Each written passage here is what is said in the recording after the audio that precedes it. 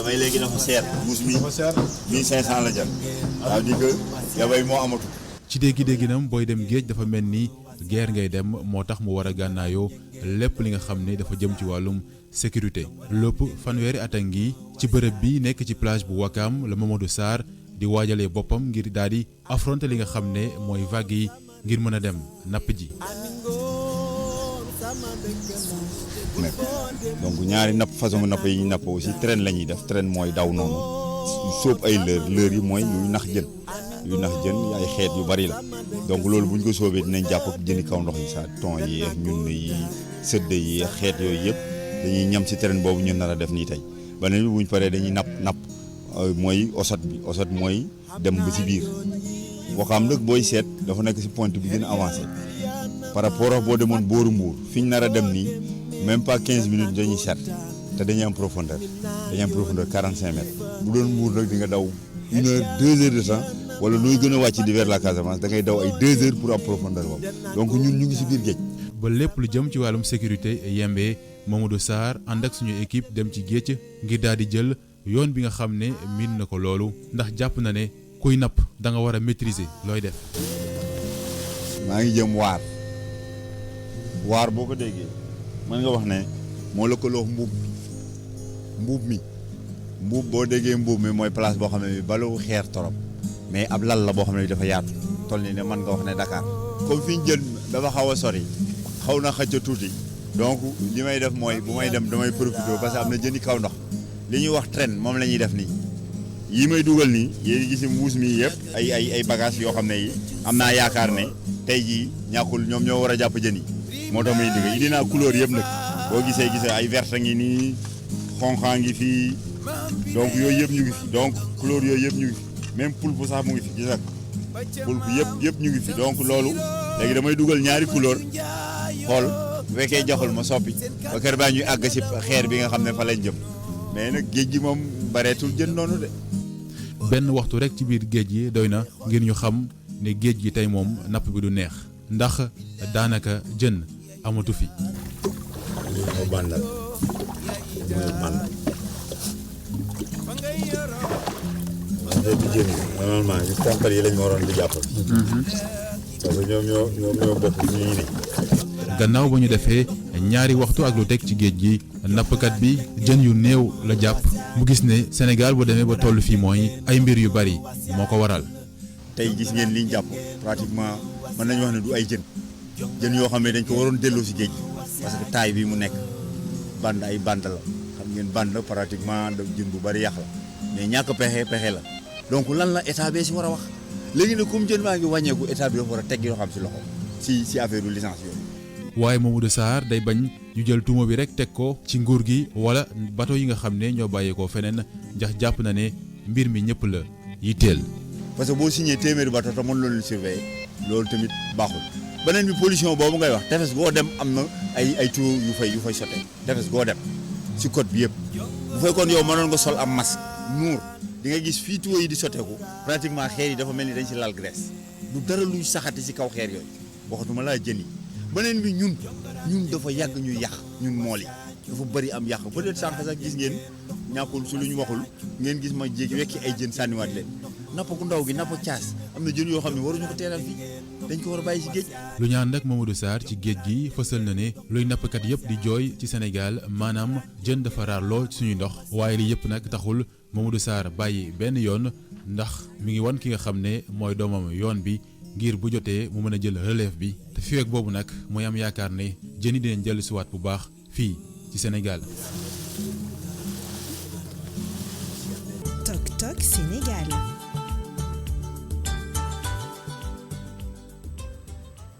ñu koy dalal ci plateau bi Papa Ibrahima Ndiaye donte xamul ndox moom song na géej gi dugg ci géej gi ànd ak lébu yi Papa Ibrahima Ndiaye dëgër nga fit. damaa dëgër fit rek de waaye de wax dëgg yàlla moo tax it nelaw naa fa nelaw yu métti wane ma ko ci montage bi nag. wane woo ko waroon naa wane yëpp waaye wane ma ko nag waaye nelaw naa fi nelaw yoo xam ne ma day taal. très bien alors Papa Ibrahima Ndiaye sànq tey yaa ngi may menacé mais di nga ma ko baal maa ngi naan Papa Alioune Sarr ndax moo la fi jiitu Papa Ibrahima Ndiaye tey ngay dalal ki nga xam ne moo di Babacar Sarr di secrétaire général li nga xam ne moo di fédération nationale des mareyeurs du Sénégal c'est ça Babacar maa ngi lay nuyu. oui ñu ngi lay fay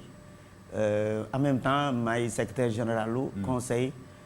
national interprofessionnel de la pêche artisanale au Sénégal muy CONIPAS. Colipas très waaw bien moom laa fi teewal tey. moom nga fi teewal tey Colipas nga fi teewal alors Colipas ci pêche artisanale ngeen di dox alors ana jën dégg naa ceeb neexatul Sénégal de. waaw ceeb bi je crois que temps yi xam naa ni pour mu neex dina jafe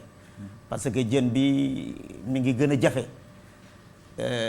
ci li ñuy wax ni daal jën bi bi valeur marchande bi c'est-à-dire nit ñi léegi jën bi léegi dafa yokk njëg gi dafa yokk léegi liñ koy génne ci réew mi dafa jéggi dayoo lu bëri dañ koy génne ci réew mi te soo xoolee sax doyul waa réew mi donc problème am na ci loolu te vraiment am na suñu mbokku industriels yi surtout ñi nga xam ni c'est des étrangers vraiment dugg nañ ci mbir mi te bu jëkkoon daaw ñu laal jën bi nga xam ne sénégalais yi dañ koy jëfandikoo muy pélagique bi yaa xam yaboy la yaa xam jay la yu mel noonu mais léegi daal jën yooyu seen njëg yokk na bi nga xam ni léegi ñoom dañuy dugg ci dañuy commencer jël jën yooyu di ko exporter encore te duñ ko sax bàyyi jën yooyu mat ni mu war a mate parce que yabay tas am na yabay mbërëg am na wante yabay yooyu daan mat parce que code de la pêche dafa am ay normes yi nga xam ni daf ko définir par rapport ak yabay yi ñu war a kii jën bi nga xam ni dafa am benn poids ak benn tim taille bi nga xam ni daf ko war a am avant koy jàpp mais léegi yu ci bëri respecté wuñ ko ñun pêche artisanale la am na lu ñu ciy def li nga xam ne du yoon waa pêche industrielle yi am na lu ñu ci def lu jéggi dayoo waaw donc vraiment am nañu problème à ce niveau surtout concernant application code de la pêche bi kooku état bi war na ci jël ay matuwaay par rapport ak surtout problème mu pélagique bi pélagique bi vraiment ci la si Sénégal parce que jën yooyu ci la njëg yi yomb na parce que actuellement soo xoolee keesu yabay suñu demee ba muy jar 40 000 wala 35 000 wala 21 000 mais ça pose problème benn yabay di jar 300 wala 500 ça pose problème su ko waa Dakar wala waa Saint-Louis wala waa Mbour di ko jëndee 300 francs mais waa Matam wala waa Podor wala waa Tamba ñaata lañ koy jëndee donc ça pose problème à ce niveau. xam naa Aïssata dinañ ñëwaat ak moom ci wàllum xeetu napp bi nga xam ne Sénégal la bàyyeekoo mooy artisanal bi mais nag lu jëm ci wàllum pêche boo xam ne industriel la maanaam bateau yu gën a mag yi ñoo koy def coow jur na Aïssata ndax am na benn rapport boo xam ne waa Greenpeace fësal nañ ko lu yàggul dara Greenpeace nekk benn kuréel boo xam ne day saytu lépp lu jëm ci wàllum alam bi rawatina ci géej gi ñoom nag di jàpp ne rapport bi ñu ngi ko dutee mal de mer loolu nag mu nekk loo xam ne mu ngi ciy fësal ne am na ay yoo xam ne dañ ko jox bateau yi te jaarul yoon maanaam ay licence de pêche yow loolu noo ko jàngatee en tant que ku yëngu ci wàllu woowee. waaw loolu je crois que li ñu ko jàngatee mooy seen état d'abord moom moo war a jëkk respecter loi yi nga xam ni moom moo nekk en vigueur. code de la pêche dafa am nu mu tëddee mais su fekkee ni état bi nga xam ni moo ñu jaboote ñun ñëpp su demee bay ay kilifa ci état bi yaa xam ministre la wala leneen di joxe ay licences yi nga xam ni code de la pêche bi nekkul ci biir code bi mais vraiment ça pose problème mën naa wax ni ñun ñi nga xam ne ñoo nekk ci pêche artisanale bi avec l'arrivée de madame Aminata Mbengue Ndiaye ci la ñu boole ci commission bi nga xam ni mooy joxe licence yooyu. mais ñoom concrètement lan ngeen leen di reprocher ñi nga xam ne ñoo yëngu ci xeetu napp boobu lan ngeen leen di reprocher lan lay yàq ci alam bi wala ci géej gi concrètement. waaw d'abord licence yu ñu am tegul ci yoon loolu leen jabug na parce que pour nga am su fekkee ne amoo accord de pêche ak Sénégal comme Union européenne ni mu amee accord de pêche ak Sénégal c'est des accords légaux comme Gambie ni mu amee accord Sénégal c'est des accords légaux kazalika Guinée-Bissau c'est des accords légaux donc mais su fekkee ni dañuy joxe ay licence beneen pays bi nga xam ne amul accord de pêche ak Sénégal su ñëwee dafa war pour mu am accord de pêche fii dañu war a sénégaliser bateau yi sénégaliser bateau nag dafa am procédure dafa am yoon dafa am nu ko loi bi tëralee waaw léegi loolu nag moo amul ci mbir mi parce que pour sénégaliser bateau d'abord sénégalais bi moo ci war a ëpp ay action 51% le minimum war na ko détenir donc loolu seetlu nañu procédure yi bi ñu defee suñu gëstu ñi nga xam ni bateau yooyu nga xam ni moom la ñuy dénoncé ni amuñu ay licence yu valable bateau yooyu jaaruñu ci yoon boobu. loolu mooy poser problème bi. te amoon na commission bi nga xam ni la vraiment l'ancien ministre Aminata Mbengue tegoon na ko pour que ñu saytu loolu. mais malheureusement. loolu dañ ko arrêté depuis l'arrivée du. boo seetee lu jëm ci wàllum licence de pêche ça fait des années maanaam Sénégal ñu ngi koy wax. licence de pêche jaarul yoon mais lu ma bëgg a laaj tey moom Sarr maanaam yéen la ngeen gis ne fa la problème bi nekk fa la sooxee parce que ça fait des années Sénégal ba léegi même débat bi day ñëw à chaque fois plateau yi dañ koy organiser pour dénoncer les licences de pêche mais ba léegi mbir mi ngi wëy lan mooy problème bi réellement. waaw problème bi je crois que c'est un problème dafa xaw xóot. war nañu li olof di wax taxaw seetlu war nañu suspendre war nañu def tout pour suspendre sax les accords de pêche ñu toogaat waxtaan ci géej gi parce que géej gi li ci yàqu bëri na parce que Sénégal su demee du uti ay accords de pêche pour que ay doomam di dem Gambie di pêche ji di dem Guinée-Bissau di pêche di dem Libéria di pêche ci courant 2019 bi rek signé nañ fi accord avec le Libéria. dem nañ ba Afrique du Sud sax ñu ngi waxtaan ak ñoom pour signer un protocole d'accord avec l'Afrique du Sud. Sénégal su demee bay uti ay accord de pêche à l'extérieur de ces zones maritimes ça pose problème donc war nañu xoolaat na taxaw seetlu waxtaan tous les acteurs parce que loolu la ñuy invité ministre bi adressé nañ ko ay correspondance ni ko nañu toogaat waxtaan ci mbiru géej gi parce que li ci yàqu bari na te war nañ ci toog waxtaan. mais est-ce que déggu am na seen diggante yéen ñi nga xamante ne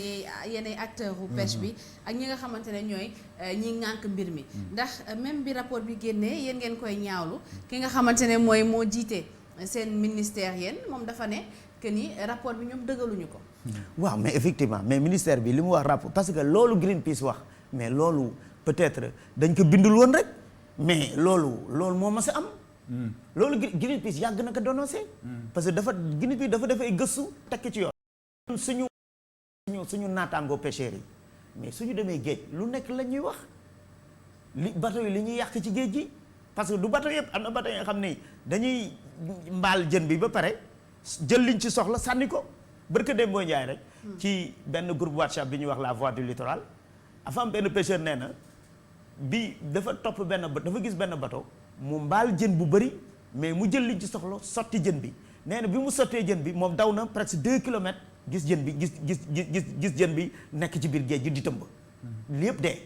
donc ça pose problème ça pose véritablement problème et puis encore li ñuy wax ni les normes xam nga dafa am ay normes yi nga xam ni code de la pêche bi da ko définir te au niveau du Sénégal dafa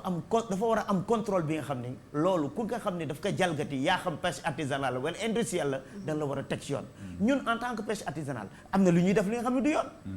pêche industrielle am na li nga xam ne du def lu yoon mais loolu état moo ko war a mën a toog régler ko ñun suñu kéemtalaay kàttan ñu ngi koy def pour sensibiliser suñu naataangoo pêche artisanale pour que yàqu-yàqu yi olof def ne bàyyi sa weewu tànk yenn yàqu-yàqu yi nan ko bàyyi mais tim lépp après nag si ñuy soog a wax mbiru bateau ak yeneen yi mais fan la blocage bi nekk lan moo tax boobu ba tey ngeen ci wax di ci wax ñëpp di ci wax licence de pêche yi ni ñi naan mbaal yi ñi nappee jën baaxul lan moo tax boobu ba tey mënu fexe ba am évolution lan moo tax ba tey gisuñ ci ay jéego amul changement waaw mais yéen lan moo war a nekk seen taxawaay déjà yéen ñi nga xamante ne yéen a ci yëngu waaw ñun suñu taxawaay mooy comme li moom laa la wax ci njëlbeen gi état bi moom moo war a jël ay matuwaayam lépp li nga xam ne code bi nanguwu ko mu sanctionné yaa xam pêche artisanale wala pêche industrielle parce que ñun yàgg nañu dénoncer les mauvaises pratiques de pêche pêche bu bon bi yaa xam ci filet yi la yaa xam ci façon nappin bi la yooyu yëpp dénoncé nañ ko yaa xam sax ci këriñ jën parce que dafa amee zone yi nga xam ni dañ tere sax ku fa pêché ku fa dugg di mbaal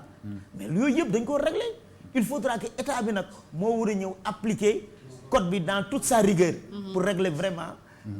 problème yi nga xam ne ñu ngi koy dénoncer depuis des années mën naa wax am na dëkkuwaayu jën yi nga xam ni yàqu na presque dans les années 80 ba léegi parce que tim dëkkuwaayu jën yooyu il faudra que ñu toogaat waxtaan ko defaraat ko et puis mu am ay surveillance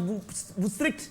et puis mu amaat implication professionnelle yi parce que professionnels yi dafa laajaat ñu impliquer leen former leen jàppale leen encadrer leen parce que l'État doit encadrer ses propres citoyens pour que vraiment ñu am une responsabilité par rapport à la gestion de la ressource. xam nga Aïssata Babacar Sarr am na benn mot bu mu wax léegi mooy surveillance. te boo seetloo réponse bi nga xam ne waa ministère jox na ko ñi nga xam ne ñooy waa Greenpeace dañu ne boo seetee Sénégal département américain ci atum 2016 jox nañ ko benn raaya maanaam benn tabb boo xam ne dañ ne Sénégal lu jëm ci wàllum surveiller li nga xam ne mooy ay géejam daf ci xarañ loolu. ba mu nekkoon champion. mais mu mel ni ba léegi problème ba léegi mi ngi des. est-ce que nguur gi moo jëlul ay matuwaayam wala surveiller li nga xam ne mooy bateau yooyu di def pêche boo xam ne jaarul yoon dafa nekk lu métti.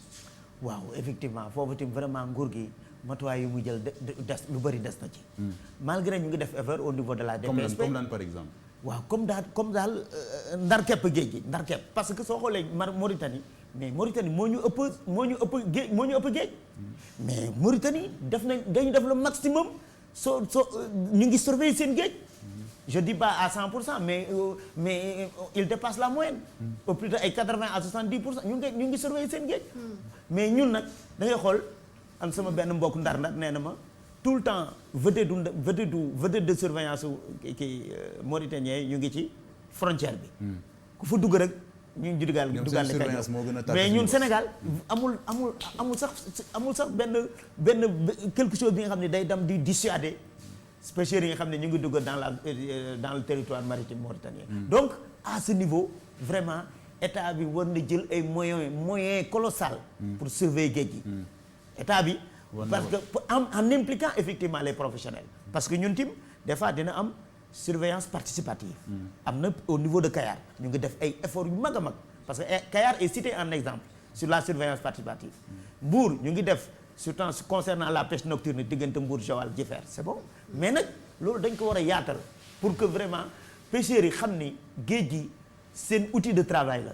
ñoom c'est les premiers à le surveiller état bi ñëw en appoint mais tamit état bi il faut que mu déployer des moyens pour que vraiment surveillance bi gën a mën a tegu ci yoon. Aïssata est-ce que yaboo yi narul jeex Sénégal loolu laa wax bëgg a laaj. est-ce que duñu dem ba instant yoo xam ne pinton. maire pinton bi doo amati lu mu tooyee. waaw mais kooku. je crois parce que gis na boo tàmmee di dem marché par exemple man damay faral di dem marché Yoff man Yoff laa dëkk. mais boo tàmmee di dem marché da ngay gis ni que léegi même jël yi ñuy wal di ko jaay boo ñëwee doo gis yaboy. yeneen jën la ñuy jël même boo ko jëlee sax jënd ko man dama ko testé une fois ci laa ko bàyyi léegi damay dem jënd ñu walal ma parce que même jënu wal bi nekkatul jënu yaboy doo xam sax lan la ñuy way lan la ñuy wal noonu lu mu doon bu situation bi demee ba continuer fan lañ jëm ñun. waaw mais fi ñu jëm soxna si moom laa wax ci njëlbeen suñu président day wax ni suñu moytuwul Sénégal léegi Sénégal jën du fi gi amati dafa def benn constat au niveau du Togo dafa dem Togo nee na dafa dem Togo toog na ci côte bi plus de 4 heures de temps mais suñu pêcheurs bi ñu ñëwee dem géej ñëwaat li ñu jàpp c'est insignifiant mu ne la xew foofu amatul jën la xew foofu parce que mauvaise pratique de pêche yi ñuy def moo jur loola suñu meltu ñun dinañu dal te Sénégal yàlla def na ci xéewal parce que ngelaw yi fi la ñuy daje les alizés façon ngelaw bu nekk fi lay daje kéemaan la Sénégal maa ngi fàttaliku ci benn concert ci benn waxtaan le directeur des pêches je le salue au passage le docteur Goudiaby l'ancien directeur des pêches maritimes dafay wax ni pélagique yi muy xeetu yaboye xeetu jay Sénégal la ñuy reproduire mais loolu war nañ ko sàmm donc les zones de production mais la petite côte tout ça mais yooyu dañu war a sàmm foofu nga xam ne foofu la ñuy reproduire pour que yabay bi comme ni ko soxna si waxee pour que yabay bi nekk fi Sénégal di ci xoylu ak géey beeg yooyu parce que actuellement lot beeg yu nekk la ñuy actuellement wal parce que yabay amatul parce que keesu yabay su demee bay jar 32 000 au marché central au poisson mais nga dem Côte d'Ivoire jaay que 70 000 mais le mareyeur wala les industriels ils sont tentés de wala dañuy dem yóbbu ko à l'exportation loolu mooy suñu problème la valeur valeur marchande du produit halieutique surtout les pélagiques dafa yokku même thon bi nga xam ne sénégalais yi daawuñu ko conserver loolu mais suñ ci actuellement suñ ci amee mais dañuy daw fas bu baax. mais le tout ça dañu war a toog waxtaan pourquoi yabay bi di manqué ci moment yi nga xam ne da daan am. il faut que loolu ñu toog ci. sottante ci xalaat état bi la recherche mi ngi fii te dañu wax ni jën bi balaa dafa am. loo ciy pêché ak loo fay bàyyi. mais su fekkee ni yow da ngay ràkkale lépp des fois nga gis yabay tuuru nit ñi di ko sànni ñu koy tuur au niveau de Hann wala au niveau de Saint-Louis wala au niveau de Kayar dañ koy tuur wala au niveau de Mbour. y a pas assez de chambre de stockage. pour que yabay bi jën bi su baree ñu stocké ko bàyyi géej gi noppalu ko après nag ñuy génne jën boobu produit boobu di ko alimenter nit ñi wax nga pinton mais. C'est la transformation. Ça peine je dis pas au Sénégal mais en Afrique. mais tim la commission sous-régionale des pêches tim temps yi dafa mel ni dafa muuma ci affaire yi. Ah bon? Il faut que mu wax. parce que moom la ñu dénk mu saytu géej gi diggante Sénégal Mauritanie Gambie Guinée-Bissau Guinée-Conakry Sierra Leone. il faut que moom tim vraiment mu yëkkati kàddoom ni kat. danger am na ci géej gi. mais soo xoolee ay étranger ñooy ñëw di ñu jàppale di ñu wax ni géej gi kat soo leen deful nangam dina manqué jën mais pendant ce temps là suñu organisation yi au niveau de la commission sous-régionale des pêches. au niveau de la CEDEAO mais doo léegi ñun ñoo leen di sax activer au niveau de la CAOPA parce que nous sommes membres en même temps du cadre des organisations de la pêche artisanale en Afrique qui regroupe presque 27 pays ñu ñooy def activer. La CEDEAO di activer la commission sous-régionale des pêches di activer l'Union africaine pour que ñu jël ay matuwaay par rapport à vraiment au danger. Il y a un danger extraordinaire parce que pour votre information dañu am ay information que il y a un grand pays que bu ma ko citer il a construit des bateaux depuis 2018 actuellement ils sont en train de sillonner les océans surtout en Afrique et en Amérique latine. dañuy racler les fonds marins di yàq dëkkuwaayu jën yi mais su jeexee dañuy dem feneen. en Europe ñooñu duñ fa dugg tubaab bi dañ leen di tere. ils sont stricts par rapport à la surveillance. par rapport à la protection de leur zone maritime. mais ñun nag dañu war a jël les moyens qu'il faut. la mer c'est de l'or bleu. il faut que ñu préserver ko parce que actuellement suñu moytuwul. suñu sëtaat yi mais soo gisee actuellement li xew année bi mais pélagique bi dafa xaw raar parce que am na ay bateaux yu dugg ci mbir mi mais di jël man je suis au port de pêche gis naa ay bateaux yoo xam ne dañuy débarquer ay 300 tonnes. 300 tonnes tous les 72 heures wala tous les 48 heures tout dañuy kar yaboy bi day war a wàcc suñu mbokk pêcheur jël ko mais dañ koy kar ci kaw parce que actuellement ministre bi dem na ba sax actuellement ni dañu war a yóbbu parce que actuellement c'est à 6000 miles. mais actuellement dañ ko war a yóbbu à 12000. pour que bateau yi bañ pêcher ci zone bi nga xam ni dañ ko réserver à la pêche artisanale. xam naa ñu ngi wax ay sa du jëm ci wàllum pêche industrielle waaye xam naa foog ñu xaw a laal tuuti nag suñu mbokk saareen yi. parce que léegi ñoom dañuy dem géej mais méthode yi aussi méthode traditionnelle yi dafay poser problème yéen ban liggéey ngeen ciy def ngir ñu mën a soppi parce que am na ay filets yoo xam ne. su ma jumulee jaaratul yoon mais ba léegi ñu ngi dem géej te loolu day yàq li nga xam ne mooy ressource halieutique yi. mais effectivement moom laa lay wax léegi xam nga code de la pêche yooyu ngay wax lépp mu wax na ko mooy les filets dormants encerclants yooyu yëpp code bi wax na ko code bi wax na ni lépp li nga xam ni ay façon mbaal yu bon la baaxul day yàq géej dañ tere nañ ko. mais li tax ba ñuy defar code bi ñun ci la ñu toogoon nañ ci taabal ji. nous étions représentants am nañu ay représentants nga xam ni. du début à la fin ñu ngi woon ci waxtaan bi. pêcheurs yi tey mu jafe ci ñoom ñu bàyyi yenn filets yi dem ci yeneen filets yoo xam ne du gaañ est-ce que dañoo amul matière bi dañoo amul filets yi c'est pas à leur portée c'est quoi le problème ba tey ji ñoom ba léegi mënuñu bàyyi li nga xam ne mooy yenn filets yi pour jël yu baax c'est quoi le problème. waaw mais ça le problème d'abord mooy des fois y a des ils sont confrontés à des problèmes de subsistance. puis te amuñu yenn moyens yi. te l'État doit les encadrer parce que y a des financements yi nga xam ni état bi nu mu koy tëralee baaxul il faut que ñu encadrer pêche parce que je donne un exemple par exemple fil les pirogues fil à tourner pirogues yooyu c'est des pirogues semi-industrielles c'est soo xoolee dañuy wax artisanal mais pirogue bi nga xam ne da lay indil presque 25 tonnes wala 30 tonnes kooku c'est production gis nga quantité production bi nu mu amee importance mais non am na suñuy pays yeneen pays africains yi ñoom duñ ko wooyee partie artisanale semi industriel lañ koy wooyee donc état bi moo war a encadrer ñun lu ñu mën def au niveau du conseil ñu ngi sensibiliser pêcheurs yi ñu ngi wax tim alerter état parce que méthode de financement yi fi am moo am problème parce que suñu leen doon financer ñu encadrer leen et puis tim di sanctionner parce que su nit ki da nga koy jàppale mais su jàddee yoon nga tekki ci yoon mais su fekkee ni nag nit ki da nga koy Sénégal masla bi dafa bëri y a les politiques qui sont là-dedans y a les chefs y a les religieux qui sont là-dedans y a les coutumiers qui sont là-dedans ça pose problème actuellement ñun au niveau même de la coalition bi nga xam ni taxawal nañ ko pour xeex licence yi bon yooyu parce que CONIPAS si la bokk ak les CLPA ak le réseau des quais de pêche bi nga xam ni moo nekk au Sénégal ak tim certaines ONG comme Greenpeace comme ADEPA. C'est trop d'organisation pour benn combat. Non, mais si, parce que c'est une mobilisation. Parce que c'est la ressource qui est menacée. Il y a une pression énorme sur la ressource. Les mauvais dafa am lu bëri lu ci laaxu. mais est-ce que su ngeen tàqalikoo comme ni nga ko waxee nii parce que yaa ngi lim ay organisation yu bari alors que yéen ñëpp benn combat bi ngeen di porter. waaw est-ce que su ngeen booloo woon boole seeni doole xeexandoo xàcceendoo dóorandoo du gën a yomb ci yéen. waaw ñu ngi boole seen doole déggoo man la coalition la ñu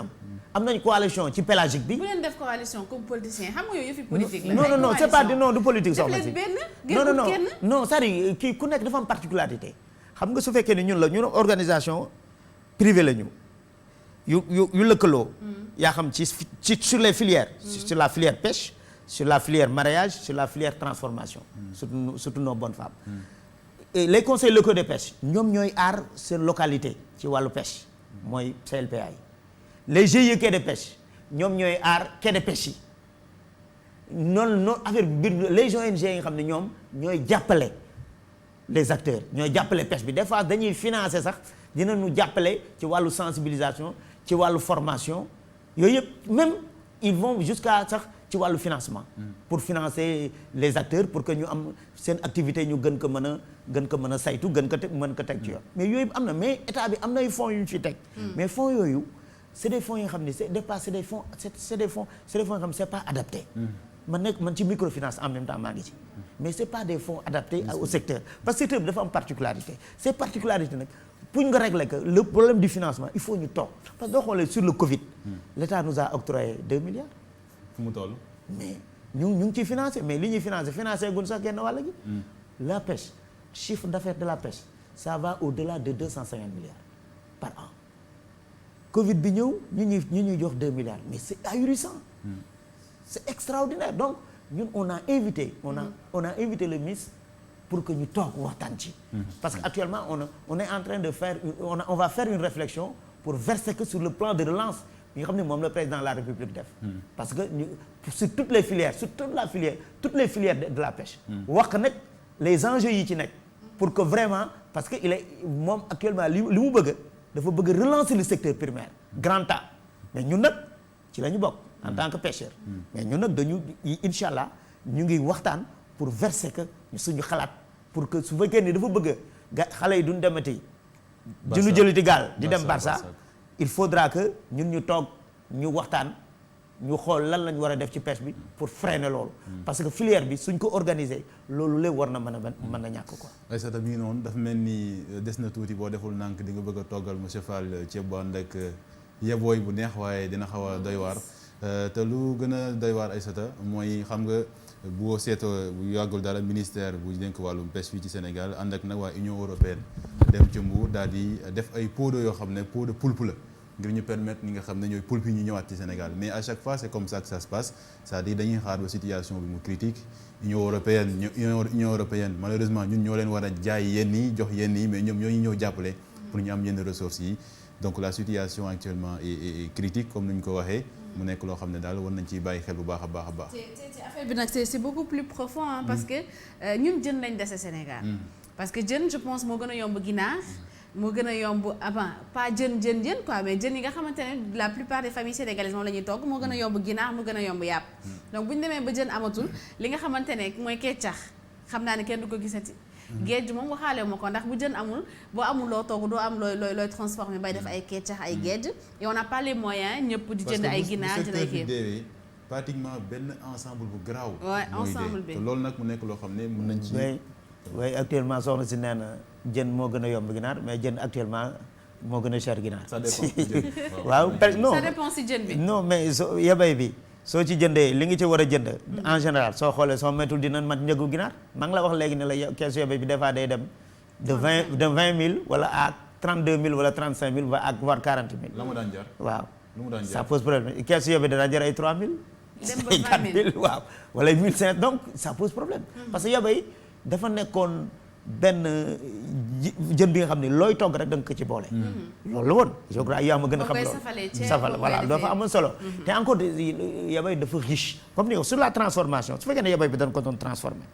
ci pinton ci yeneen yi ci yabay ci ça mais war nañ ko mën a consommer sans problème. mais y a un surplus bi nga xam ne tout ça li ëpp ci mbir mi mooy que li ñu war a saytoo mbir mi loolu la ñu war a deful loolu la ñu deful. et je reviens ci li nga wax par rapport ak les poulpes bi en général xam nga en général sénégalais yi dafa am espèce de poisson yoo xam duñ ko lekk. waaw poulpe bi en général c'est en général tubaab bi ñoo ëpp luñ koy consommer wala asiatique yi. moo tax et puis valeur marchande am c'est extrêmement important. kooku moo tax soo gisee pêche artisanale di jouer rôle bu am solo. nos amis de Joal de Mbour ñu ngi ciy def ànd ak état bi di def les pots de poulpe là. mais c'est extraordinaire il y a des industriels yi nga xam ne ñoom su ko pêche artisanale jàppee ñoom lañ koy jaay ñoo koy exporter mais loolu c'est bien mais suñu defee loolu organiser que dañ ko organiser muy développer wu di dem. mais suñu organiser woon yeneen secteurs yi mais du am benn problème surtout pélagique bi. parce que li nga xam ne moo gën a yitteel Sénégalais mooy que jën bi avant ñu koy jox kenn. parce que l'article 5 je crois que la constitution dafa wax ni les ressources naturelles appartiennent au peuple. balaa nga laax xawma jaay laax lekk. waaye jën yu baax yëpp nag da ngeen di laax di waaw mooy gars yi dañ koy yóbbu soxna si. mais du gars yi rek même yéen ñi ci ngeen bokk. non mais xam nga da ngay jàpp jën dem géej am fa 5 heures de temps kii xam na ci dara ñëw jàpp coof jàpp yëpp nga dem kilo coof di jar 2000 wala 3000 soo ko yóbboo marché Sénégal bi mën ko jënd sax à 1000 francs ça pose problème. gars yi dañ koy dem jaay ko kii fay 2000 wala 2003. yéen tam jàppoo leen ci combat bi. waaw mais loolu tim lu ñu war a xalaat la rek. teg ci yoon xam nga moom ab faaleen la. faaleen la bëgg jën donc foog ngeen jàpp ci pour affaire yi mën a. waaw faaleen bu bëgg a jën te am naa suñu vice président bi. Fall la sant Mamadou Fall que je salue au passage. moom nu mu tëdd. Fale moom waa Bawol la. Bawol bu bëgg a jënd moom xam naa dina ma jaaxal. lébu yi xanaa souvent ñoo ciy demee noonu. moo kay sata Sénégal bëgg nañ classé li nga xam ne mooy ceebu jën patrimoine fële ca UNESCO. patrimoine mondial mais boo deful nang dinañ ko classé waaye sans le. yabooy ak yeneen yi. ceebu jën sans la jën nekk ruine de ceeb. nekk ruine voilà mu ngoog nekk ruine de ceeb. jërëjëf Papa Ibrahima Ndiaye jërëjëf également monsieur Sarr suñu gante ñu lay jaajëfal bu baax a baax. ci teewaay bi ci plateau bi. jërëjëf xanaa li may wax rek mooy li may tëje rek mooy que les outils au niveau du Sénégal mi ngi fi. loi yaa ngi fi. Sénégal signé na des engagements internationaux. yooyu yëpp mi ngi ci donc il faut que état bi. ñëw ñu toog waxtaan parce que le président woote na dialogue national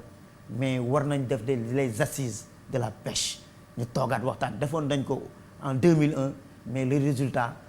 l'application bi moo posé woon problème. je crois que war nañ toogaat vraiment waxtaan ci parce que suñu moytuwul si àpp bu tuuti rek. Sénégalais yi soo moytuwul duñu lekk ci jën. Très bien la pêche expliquée de façon terre à terre ak Papa Ibrahima Ndiaye ñu lay jaajëfal bu baax a baax. même si nous sommes allés en mer. C'est ça. C'était pas évident pour Papa Ibrahima Ndiaye. Une première en mer. J'espère qu'il n'a pas eu le mal de mer. Merci. J'ai eu à dormir pendant 30 minutes. J'imagine.